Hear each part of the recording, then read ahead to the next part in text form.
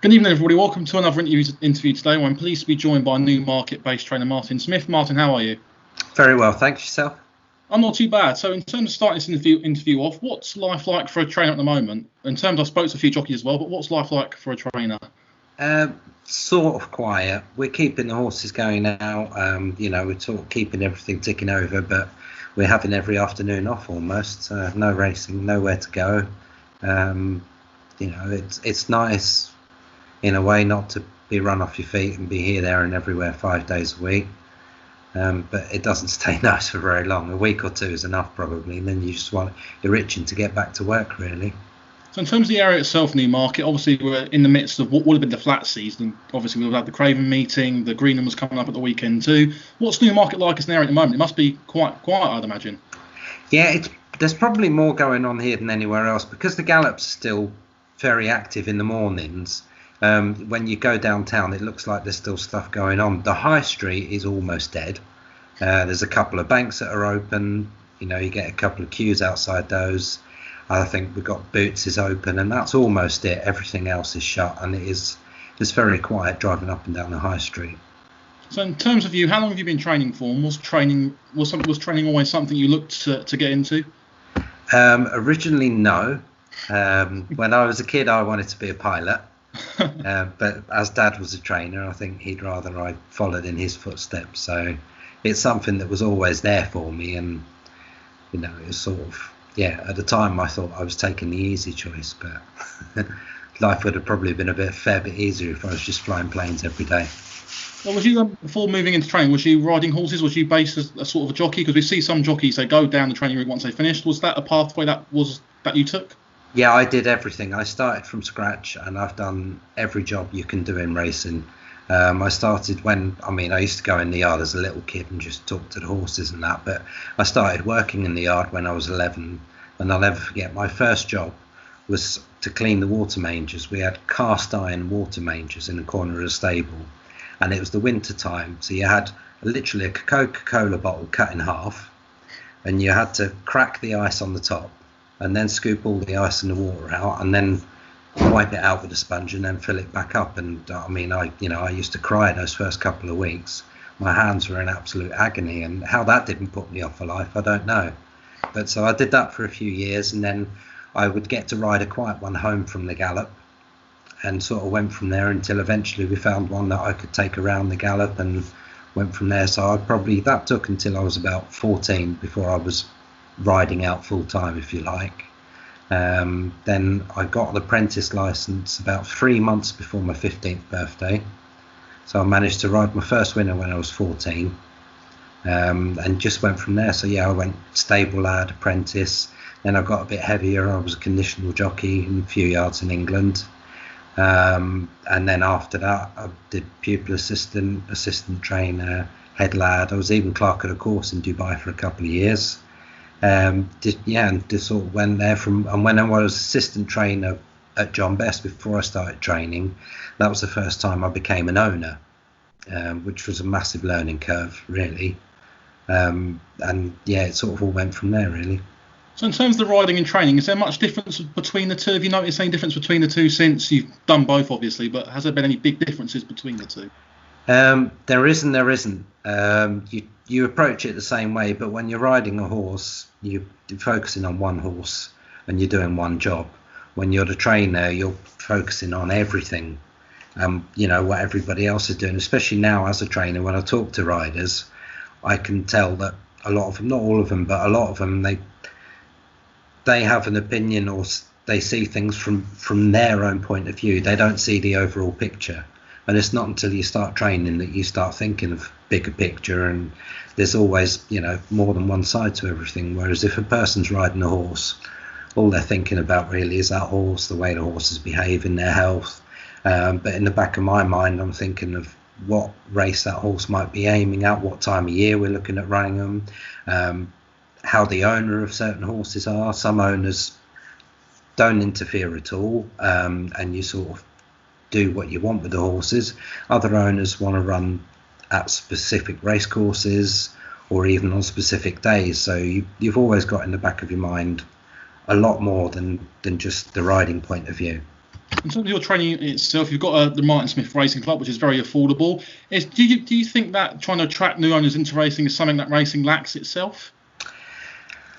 Yeah, I think as a whole, there isn't a sort of a general hub of information. The BHA do have some information, but it's just a bunch of text on a website. There's not really a walkthrough process, if you like. I think if there was one central place where you could go, right, I want to get involved, and they took you through it and then left you with the choice of owners and horses to go to, I think people would feel more secure. But because people are forced to go to an individual trainer or a racing club, they're a bit more skeptical, and they worry, well, this is just a small businessman, are they just trying to take my money? So for especially with the racing club, the whole idea of that was to make it easy for people to get involved, and then once they've been involved for a while, 9 out of 10 of them, if they can afford it, start getting more involved, and then they go from being a member in a racing club to having a leg in a horse, and budget depending, they sort of take it as far as they can, really. So in terms of what you're doing now, I saw on social media over the past couple of weeks you've been talking about doing live gallops videos. In terms of that whole thing, how's that coming along at the moment? Good. What I initially had planned was quite a grand plan. Turned out to be a rather expensive plan, so I've had to scrap that. But I think I've ordered a couple of gadgets where I think I can do it just through my phone on Facebook Live. I'm waiting for it to arrive next week, and then I'll give it a trial run. And if all's going well, hopefully in the next week or two, we should be able to get it going. Have many trainers been open to the idea of collaborating with you during this? Yeah, I think a few of them have. Ed Dunlop's office got in touch. They were really keen to get involved. Obviously, it's just a logistical problem, really. It's, whose horses are going to go out when, and you need to sort of find the gallop, because other people will be using those gallops and they might not want their horses to be seen. So we just need to figure out the logistics and get together with who wants to do it. I suppose it would just be a case of having the meeting, and then obviously we need to get the approval of the Jockey Club estates who run the gallops, and I mean they're usually quite forthcoming with stuff like that, so I can't see that being a problem, but we'll have to get the approval of Nick Patton and everybody there, and touch wood, it should come off. In terms of also what else you've been doing a lot of training racehorse videos on YouTube as well. Do you think the industry lacks that behind the scenes sort of access too? Because we get open days twice here at Lambourn and Newmarket, and I'd say only one other trainer, maybe Jamie Osborne, only does these type of videos. So do you think it's something that this industry lacks on the whole? Yeah, I think as a whole, even not just racing, but the horse industry, we tend to be a little bit behind the times. I suppose most racing people would have been among the last to get computers at home and stuff like that, so we have been a bit behind the times.